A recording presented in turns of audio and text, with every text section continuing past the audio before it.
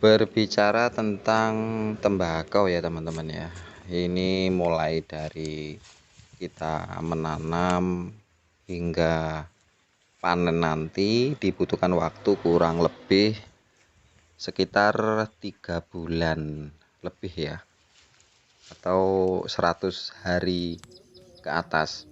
Jadi mulai ditanam itu biasanya 1 minggu kita sudah bisa memupuknya.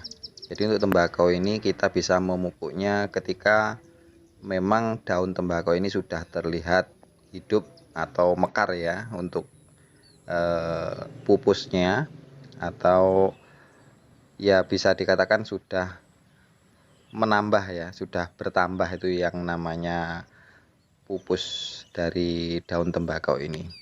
Maka kita sudah bisa memupuknya, karena dengan berkembangnya daun bagian pupus ini biasanya akar juga sudah mulai hidup ya.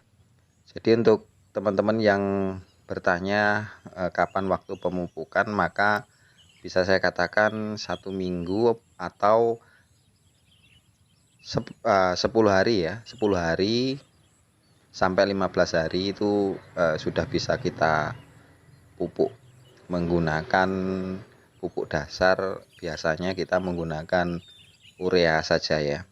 Akan tetapi untuk yang ingin mungkin pertumbuhan daunnya juga baik, kita juga bisa menggunakan pupuk yang lain seperti tambahan ya, seperti KNO atau menggunakan USP. Dan setelah itu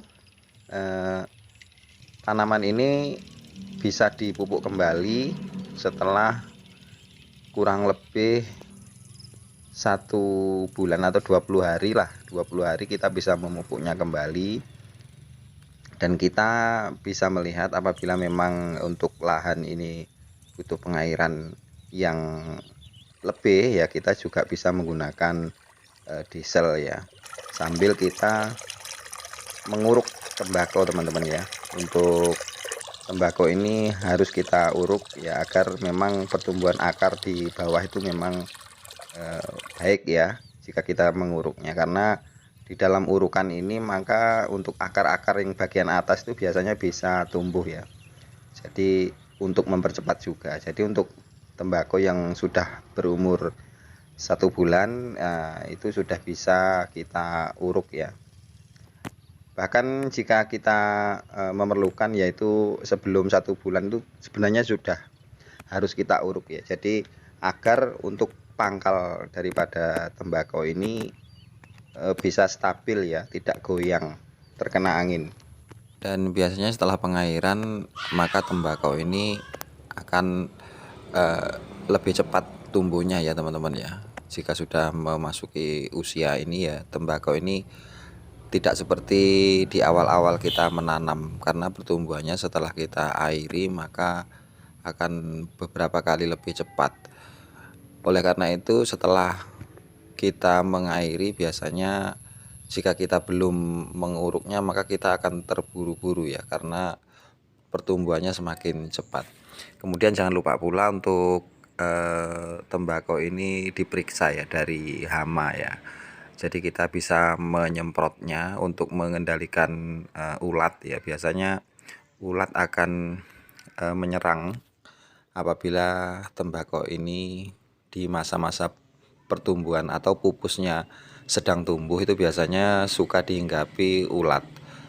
Dan ulat ini jika kita tidak mencegahnya atau kita tidak menanganinya, maka bisa merusak pupus daun, dan akhirnya nanti untuk daun tembakau ini bisa berlubang ya teman-teman ya. Jadi jangan sampai untuk ulat-ulat juga dibiarkan, karena ya meskipun kita tidak menggunakan jenis obat-obatan yang berdosis tinggi ya, atau berkadar tinggi, kita bisa mencegahnya dengan menggunakan obat ulat standar ya, untuk mencegahnya agar tidak dihinggapi teman-teman.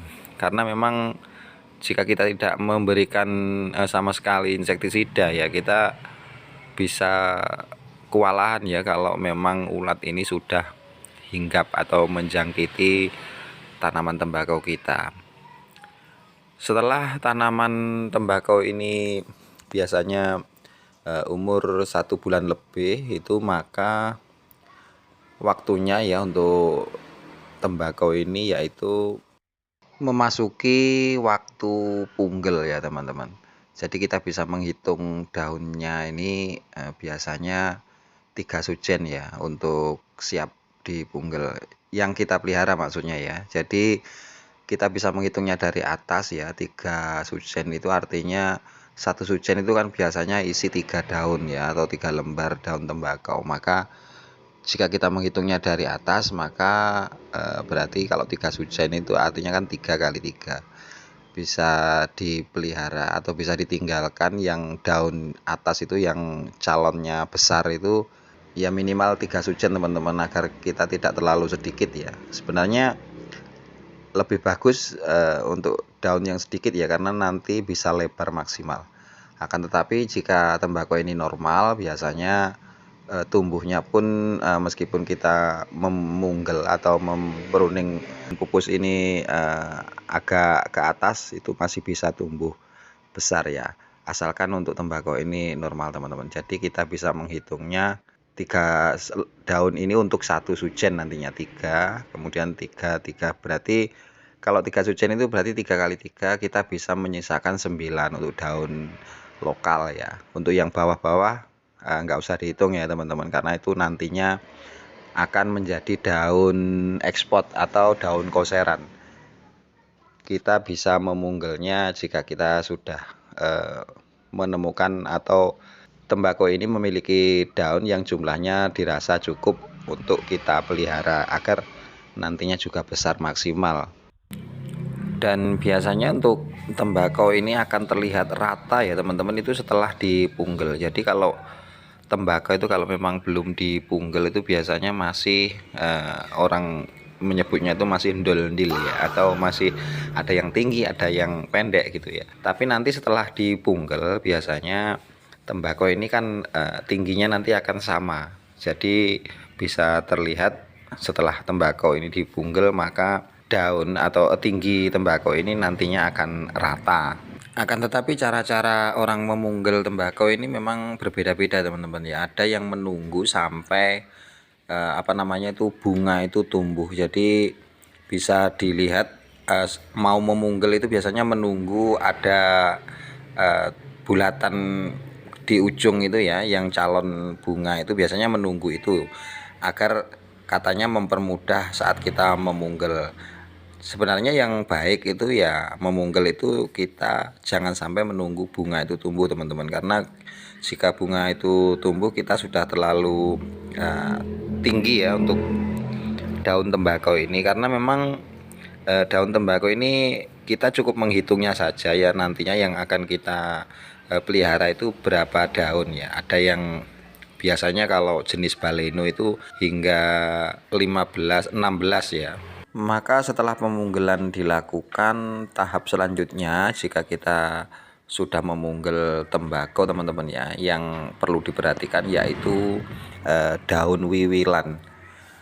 Akan tetapi untuk sekarang ya teman-teman, untuk daun wiwilan ini sudah ada obatnya ya, untuk mengurangi atau purna tumbuhkan ya, atau memacetkan ya daun wiwilan ya, untuk tunas yang ada di pangkal daun ini dengan menggunakan obat ya. Jadi kita bisa lebih ringan tenaga, kita cukup sekali memberikan pencegahan dengan menggunakan obat ini, maka untuk daun wiwilannya ini akan berhenti tumbuh teman-teman. Akan tetapi untuk pemberian daripada obat wiwilan ini jangan sampai sebesar ini teman-teman ya. Ini biasanya sudah tidak bisa. Jadi kita sebelum wiwilan ini tumbuh besar-besar itu kita harus segera memberikan obat wiwilan itu kalau kita memang menggunakan obat. Akan tetapi jika kita masih ingin menggunakan cara-cara manual seperti ini, kita juga bisa melakukan dengan mewiwilnya. Akan tetapi nanti hingga tembakau ini nanti panen itu biasanya tidak cukup 1 kali. Itulah kenapa sebabnya jika kita memang tidak mampu tenaganya ya untuk wiwil ini, karena wiwil ini prosesnya juga lama ya. Jadi kalau kita misalkan 1/4 hektar itu, kalau kita cuman sendiri itu biasanya hingga beberapa hari kita baru tembus ya teman-teman ya untuk wiwil ini, karena memang kita harus mewiwil ini satu persatu ya, atau per batang ya, kita harus membersihkannya. Jadi untuk lebih mudahnya kita bisa menggunakan obat anti wiwil itu ya.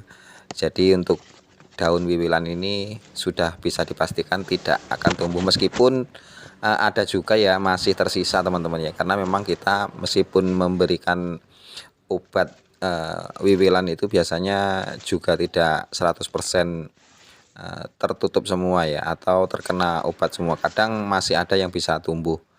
Makanya dibandingkan dengan tanpa menggunakan obat, biasanya menggunakan obat wiwilan itu akan lebih memudahkan kita, meringankan tenaga kita ya untuk mengatasi daun wiwilan ini, sambil kita merawat tembakau ini. Seperti hama juga kita perhatikan. Jadi selain wiwil, kita sampai panen nanti masih banyak pekerjaan kita teman-teman.